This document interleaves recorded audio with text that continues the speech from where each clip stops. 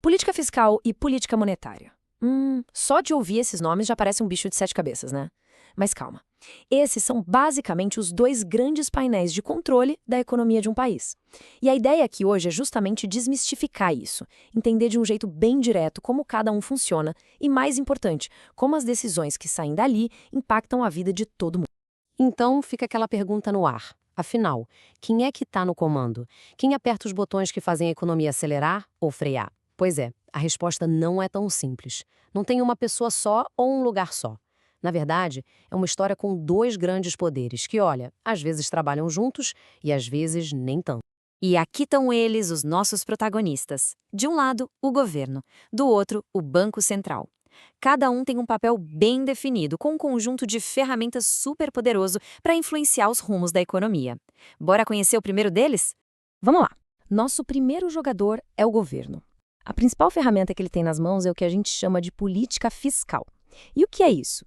Basicamente é a forma como o governo administra o próprio dinheiro para mexer com a economia inteira. Tá, mas na prática, o que significa política fiscal? Pensa assim, é como o governo decide, primeiro, arrecadar dinheiro, principalmente com impostos, e segundo, como ele vai gastar essa grana toda. O objetivo é claro, tentar manter as contas em dia, ao mesmo tempo que estimula a economia a crescer e busca uma certa estabilidade. Para fazer isso, o governo tem algumas ferramentas na sua maleta. A primeira e mais óbvia são os impostos. Se aumenta ou diminui, mexe direto no bolso das pessoas e na saúde financeira das empresas. A segunda são os gastos públicos. Quando o governo investe em saúde, educação ou constrói uma estrada, ele está injetando dinheiro novo na economia. E ainda tem os subsídios, que são tipo um empurrãozinho financeiro para alguns setores específicos. E essa conversa de arrecadar e gastar nos leva a um ponto super importante, o orçamento. Dá uma olhada nesse gráfico. Ele mostra de um jeito bem claro o que acontece quando a barra dos gastos ultrapassa a da arrecadação. Essa diferença aí é o tal do déficit fiscal, um dos maiores quebra-cabeças para qualquer governo. É uma balança bem delicada. Certo. Entendido o lado do governo, vamos agora para o nosso segundo jogador, uma entidade com um poder bem diferente, o Banco Central. E a especialidade dele, como o nome já diz, é a política monetária. Se a política fiscal cuida do dinheiro do governo, a política monetária cuida do dinheiro que circula na economia toda. A grande missão do Banco Central é manter o valor da nossa moeda, ou seja, controlar a inflação e garantir que todo o sistema financeiro seja seguro, que ele não quebre.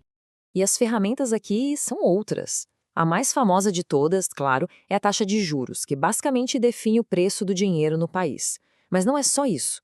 O Banco Central também pode controlar a quantidade de dinheiro em circulação, quase como se abrisse e fechasse uma torneira. E ainda faz o que a gente chama de operações de mercado aberto, comprando e vendendo títulos para ajustar a quantidade de dinheiro na economia. E como é que isso funciona na vida real? Esse passo a passo deixa bem fácil de entender. Pensa comigo. O Banco Central sobe os juros. Com isso, pegar um empréstimo ou financiar alguma coisa fica mais caro. O que acontece? As pessoas e as empresas pensam duas vezes antes de gastar ou investir. Essa esfriada na economia acaba diminuindo a pressão nos preços. É uma lógica de causa e efeito para combater a inflação. Ok, agora que a gente já conheceu os dois jogadores e as ferramentas de cada um, que tal colocar eles frente a frente? Chegou a hora de entender as principais diferenças entre a política fiscal e a política monetária. Essa tabela aqui resume tudo de um jeito ótimo. Repara só. Autoridade. De um lado, o governo, do outro, o Banco Central, que geralmente é autônomo. Os instrumentos, totalmente diferentes. Os objetivos também têm focos distintos. Um mira mais no crescimento, o outro na estabilidade dos preços. E olha esse detalhe final, a velocidade. Mudar a taxa de juros é rápido. Mudar uma lei de imposto, isso leva bem mais tempo. O jeito como cada política impacta a economia também é bem diferente. A política fiscal a gente pode dizer que é mais na veia. Menos imposto ou mais gasto do governo significa mais dinheiro circulando na hora. Já a política monetária age de um jeito mais indireto. Ela não dá o dinheiro, ela muda o custo para pegar esse dinheiro emprestado, influenciando as decisões de consumo e investimento. Então, a gente falou em confronto, né? Mas, na verdade, no fim do dia, o objetivo final é o mesmo. Ter uma economia equilibrada, crescendo de forma saudável. Elas não são inimigas, na verdade, deveriam ser parceiras no mesmo time. E essa frase aqui, nossa, ela resume a história toda de um jeito perfeito. É a distinção mais clara que existe. Uma cuida das finanças do governo, a outra das condições do dinheiro para toda a economia. Simples assim. Então, o ponto principal é este. Não tem uma política melhor que a outra. As duas são essenciais. É aquela analogia.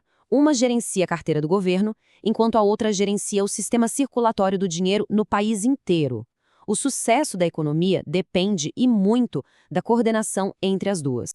E para a gente fechar, fica aqui uma reflexão. Agora que a gente conhece um pouco melhor os jogadores e as regras desse jogo, como será que a gente passa a enxergar as grandes decisões sobre impostos, gastos e juros afetando o nosso cotidiano, as nossas finanças?